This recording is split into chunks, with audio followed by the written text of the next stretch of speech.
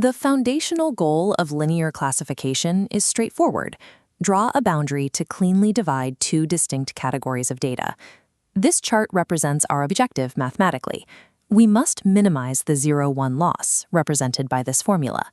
It applies a strict penalty for every misclassified point. But solving this directly is an NP-hard problem. The line checks endless configurations, eventually freezing in failure. To bypass this mathematical wall, we have to cheat. The first strategy is to assume the problem isn't chaotic at all, to restrict the data and assume it already possesses perfect geometric structure. The second strategy goes the opposite direction. If the data is inherently messy, we abandon the rigid geometric boundary and redefine our penalty using continuous probabilities instead of strict right or wrong answers, restricting the data geometry, relaxing the boundary logic. These divergent workarounds created the two most critical models in early machine learning, the perceptron and logistic regression. The perceptron requires a strict prerequisite: linearly separable data with a clear corridor between classes. When misclassifying a point, it purely mechanically adds that failed point's coordinates to the current weight vector, creating an updated boundary. Since it blindly adds coordinates every time it makes a mistake, it seems like the algorithm could just bounce around those points and oscillate forever. To prove it doesn't, we define two bounding measurements. First is the margin, represented by gamma. This is the physical distance from an optimal boundary line to the single closest data point in the entire set. The second measurement is the radius, r. We draw a circle from the origin, extending outward until it completely engulfs the furthest piece of data.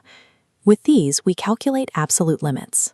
Every mistake-triggered update grows the weight vector's squared length by at most r squared.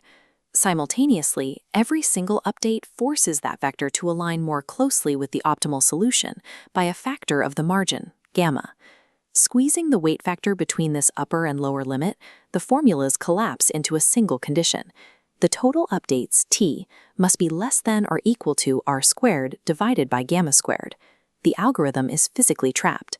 Because both the radius and the margin are fixed finite numbers, the perceptron is mathematically guaranteed to make only a finite number of mistakes before it locks into the correct solution. But look at the denominator.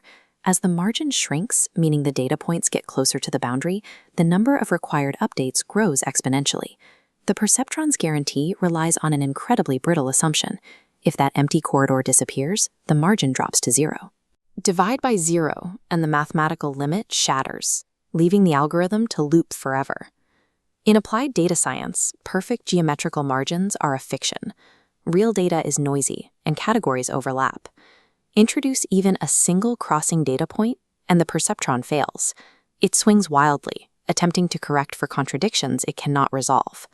The flaw lies in its rigidity. The perceptron outputs a harsh step function, assigning a strict 1 or -1. It lacks any capacity for uncertainty. To handle messy data, we switch to logistic regression. Instead of a hard classification, we design a model to predict the probability that a point belongs to a specific class. The engine of this probabilistic model is the sigmoid function. It takes that rigid right-angle step and melts it into a smooth S-curve. Look at the asymptotes on this chart. The sigmoid function cleanly compresses any raw numerical input into a strict decimal range between 0 and 1, turning raw geometry into a percentage. This curve also contains a highly convenient calculus property. Its derivative is defined entirely by its own output. We are going to save this property because it dissolves a massive mathematical headache later on. Softening our rigid borders into a fluid probability field allows us to finally use continuous calculus to find an optimal line. To train this probability model, we rely on maximum likelihood estimation. We want to find the specific boundary line that maximizes the probability of our dataset looking exactly the way it does. Because we assume each data point is independent, finding the total probability requires multiplying every individual probability together. Our ground truth dictates a piecewise reality. If a point actually belongs to class 1, we assess the model's confidence, sigma. If it belongs to class 0, we look at the inverse, 1 minus sigma. Standard calculus optimization breaks down when faced with piecewise conditions. We need to unify these two rules into a single continuous equation. The solution is a clever algebraic manipulation. We place our true labels, the ones and zeros, into the exponents of the probability functions. Since the true label is strictly 0 or 1, these exponents act as binary switches.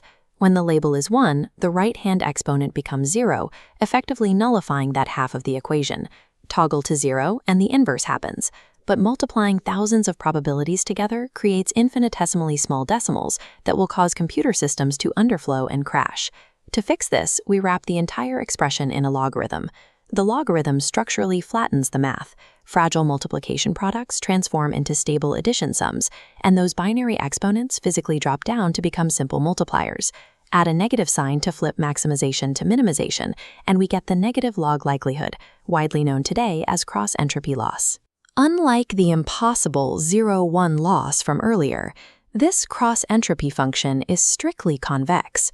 No matter how messy the data, it forms a perfect mathematical valley, guaranteeing an optimal solution rests exactly at the bottom. We have our perfect valley, but we can't analytically calculate the exact bottom. Instead, we use gradient ascent to calculate the slope and step our way upward to maximum probability. Taking the derivative of our new loss function yields this massive, intimidating summation, filled with fractions and partial derivatives. But remember that sigmoid derivative property we saved earlier? When we apply the chain rule and substitute that property into this mess, a cascade of cancellations begins. The complex denominators cross out against the injected sigmoid terms, and the sprawling equation rapidly collapses inward. All the noise clears away, leaving an elegantly compact formula, the sum of yi minus sigma times xi. In plain terms, yi minus sigma is just the prediction error, the true label minus the model's confidence. The gradient update step is quite literally just the error multiplied by the data point. When we place the Perceptron's update rule next to Logistic Regression's update rule, the mechanical evolution becomes clear. Both models correct their boundaries by adding the exact coordinate vector of the data point that they evaluate, but the scaling is entirely different. The Perceptron takes a blind, rigid, full-size step on every mistake. Logistic regression scales its step precisely to its probabilistic confidence. A huge error forces a massive correction. A minor uncertainty gently nudges the line.